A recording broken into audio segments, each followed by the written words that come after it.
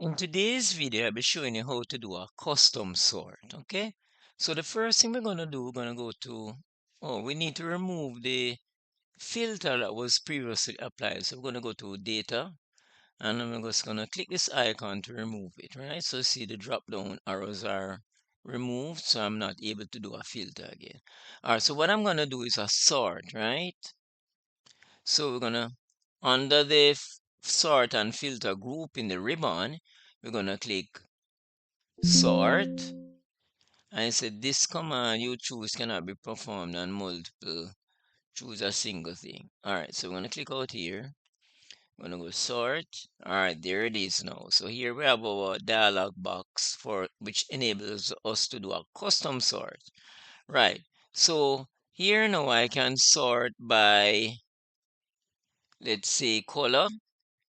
Right, and this would be our primary criteria.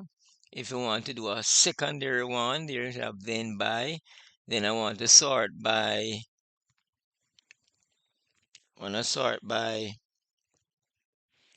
maybe true or false. So let me go true, which is the title of that column. It is a car. Then I want to sort it by A to Z, and this one, all right, we're gonna change this one since it's saying smallest to largest. Let us put it at miles instead. I'm gonna click OK. So primary criteria would be by color, which is a column with the title color, and then our secondary criteria would be by miles, right?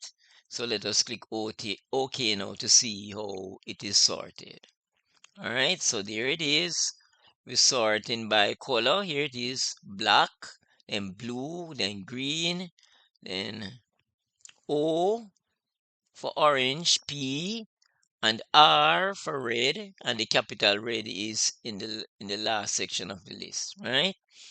So here now we have the information. It is sorted based on our custom sort.